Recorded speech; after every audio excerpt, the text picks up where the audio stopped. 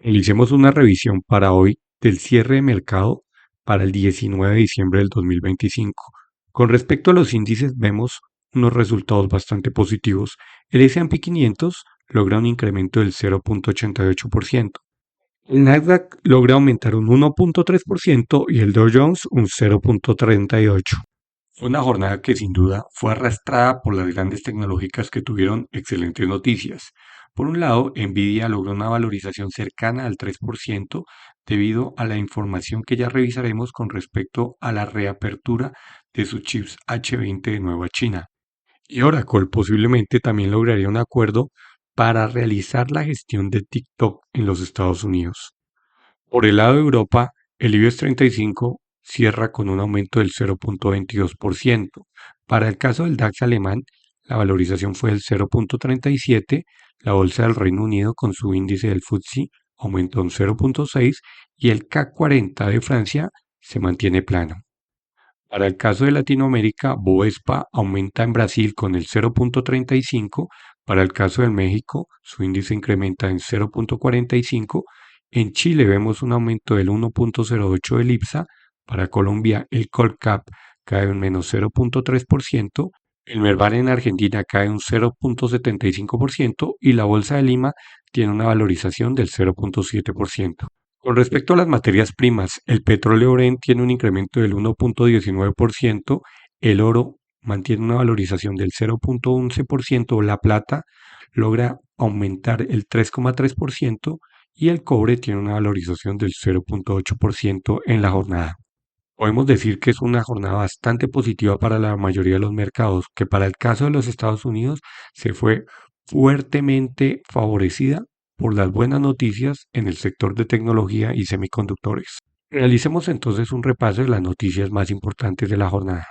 Por el lado de las noticias, las acciones de Nvidia subieron hasta un 3.8%, pues tras conocerse que la administración de Trump iniciaría la revisión de las exportaciones de chips H20 a China, el mercado lo interpretó como un posible avance a la autorización de ventas de chips avanzados, claves para el crecimiento de la compañía. Además, el repunte se vio reforzado por la aprobación antimonopolio de la inversión de Nvidia en Intel, valorada en unos 5.000 millones de dólares. Igualmente, el Departamento de Comercio de los Estados Unidos ha enviado solicitudes de licencia a varios organismos federales para evaluar estas exportaciones en un plazo de 30 días. Aunque aún persisten dudas regulatorias y de seguridad nacional, así como la incertidumbre sobre si China realmente aceptaría esos chips, dado el veto previo a su compra por razones de seguridad. Sin embargo, esta noticia impulsó todo el sector de semiconductores en general, permitiendo que se valorizaran las acciones de AMD, Micron, Broadcom, incluso Intel, reflejando un renovado optimismo sobre la reapertura del comercio tecnológico. Por otra parte, las acciones de Oracle subieron un 7%, pues tras anunciarse su participación en un acuerdo con ByteDance para crear una nueva sociedad que gestione TikTok en los Estados Unidos, evitando así un posible veto del gobierno estadounidense. La nueva empresa estará controlada en un 50% por nuevos inversores como Oracle, Silver Lake y MGX, con un 15% por cada uno, mientras que el resto quedará en manos de inversores actuales y de ByteDance. Esta subida ayuda a aliviar la presión reciente sobre la acción, que había caído con fuerza tras la presentación de resultados debido al alto gasto en inteligencia artificial y por la retirada del apoyo financiero de Blue Owl, un gran proyecto de centros de datos para OpenAI. Aunque el rebote mejora el ánimo del mercado, Oracle aún acumula fuertes caídas, pues ha caído más de un 3% este mes y lleva un acumulado de menos 37 en el último trimestre. Recordemos cómo para muchos analistas la empresa estaría adquiriendo demasiados créditos a altas tasas, lo que habría afectado su nivel de riesgo. Por el lado de Nike, sus acciones cayeron cerca de un 11%, pues después de presentar los resultados del segundo trimestre fiscal del 2026, aunque se superaron las previsiones de beneficios e ingresos, el mercado la castigó, sobre todo por el fuerte desplome de las ventas en China, que caen más de un 17%, y el impacto en los aranceles de los Estados Unidos que siguen presionando los márgenes. Si bien Norteamérica creció un 9%, no es suficiente para compensar la debilidad en China. El CEO Elliot Hill reconoció que la recuperación en este mercado avanza más lento de lo esperado, aunque mantiene su importancia estratégica a largo plazo.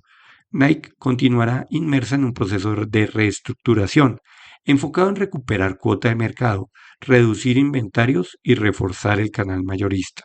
Se calcula que los aranceles redujeron el margen bruto en 3 puntos y la marca Converse sigue mostrando debilidad, con caídas en las ventas cercanas a un 30%. Para el próximo trimestre, Nike anticipa un descenso en los ingresos y en sus márgenes, lo que refuerza la cautela en el mercado. En lo que va del año, la acción ya acumula pérdidas superiores al 13%. Por otra parte, OpenAI prepara su salida a bolsa.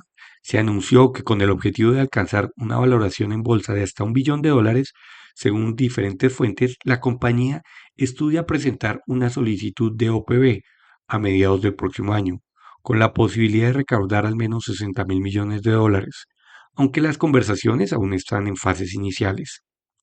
La directora financiera Sara Fría indicó que la salida en bolsa podría darse en el año 2026 o 2027, aunque la empresa aclara que no es una prioridad inmediata, ya que está enfocada en consolidar su negocio y su misión en torno a la inteligencia artificial. En paralelo, Microsoft y OpenAI han reforzado su alianza, apoyando la transformación de OpenAI en una corporación de beneficio público y su recapitalización. Tras este proceso, Microsoft mantiene una participación cercana al 27% en OpenAI, con una inversión valorada en unos $135.000 millones, lo que refuerza su posición estratégica en el desarrollo de la inteligencia artificial. Por supuesto que el mercado aún mantiene recelo, pues para muchos el avance de Gemini 3 de Google puede afectar el desarrollo y el desenvolvimiento de OpenAI en un futuro.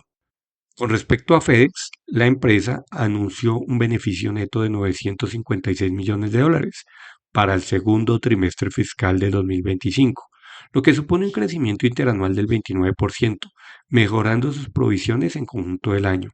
El beneficio por acción fue de $4.40, mientras que los ingresos alcanzaron un total de $23.500 millones.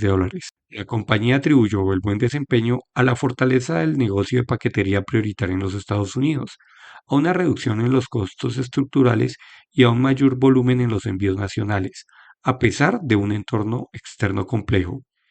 El CEO de la compañía destacó el avance en la transformación de la red y la ejecución de la estrategia de crecimiento. Durante el último trimestre, FedEx recompró 1.2 millones de acciones por $276 millones, lo que también ayudó a impulsar su beneficio por acción. De cara al ejercicio completo, la empresa elevó su previsión de crecimiento en ingresos en un rango entre el 5 y el 6% interanual. Otra noticia relevante fue cómo el Banco de Japón subió los tipos de interés en 25 puntos básicos, hasta el 0.75, el nivel más alto en los últimos 30 años, continuando con su proceso de normalización monetaria tras abandonar los tipos negativos en el año 2024. El banco considera que los tipos reales seguirán siendo negativos y que las condiciones financieras aún apoyan la actividad económica. La decisión se apoya en una inflación persistentemente superior al 2%, ya durante 44 meses consecutivos, con un 2,9 en noviembre, lo que refuerza la expectativa de nuevas subidas de tasas para el año 2026, con un posible tipo terminal cercano al 1% para el siguiente año. El banco japonés confía en que continuaría el ciclo de aumento moderado de salarios y de precios pese a cierta debilidad económica. Tras este anuncio, los rendimientos de los bonos japoneses a 10 y 20 años subieron a máximos desde 1999, elevando el riesgo de mayores costos de financiación en un país con una deuda cercana al 230% del PIB. Algunos analistas aún se muestran escépticos ante futuras subidas por los riesgos fiscales que esto conlleva, especialmente por nuevos estímulos financiados con deuda impulsados por el gobierno. Por otra parte, en la jornada los precios del petróleo subieron ligeramente, ante el temor a interrupciones en el suministro provocadas por el bloqueo de petroleros venezolanos por parte de los Estados Unidos, y mientras el mercado aún permanece atento a las negociaciones de paz entre Rusia y Ucrania.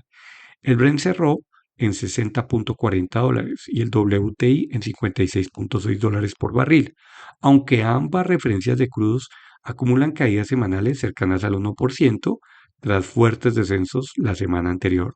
Sin embargo, el mercado se mantiene a la espera de señales claras sobre el conflicto en Europa del Este, donde no ha habido recientemente avances concretos hacia la paz, pero sí aumentan las tensiones, pues la Unión Europea aprobó una financiación para la defensa de Ucrania y Rusia rechazó las concesiones.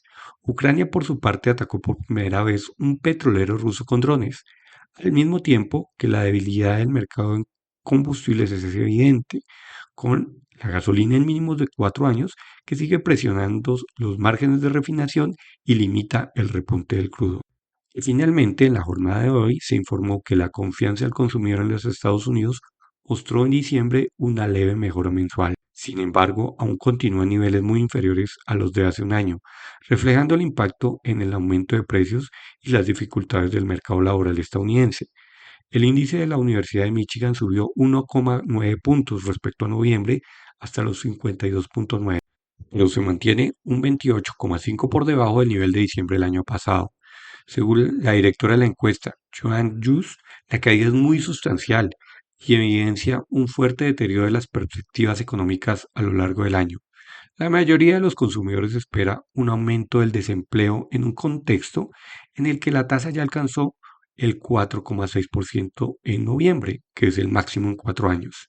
Aunque las expectativas mejoraron ligeramente frente a noviembre, el indicador aún muestra unas condiciones económicas que siguen muy debilitadas y aún los consumidores perciben que la situación actual es mucho peor que a comienzos de año, pese a una pequeña mejora reciente.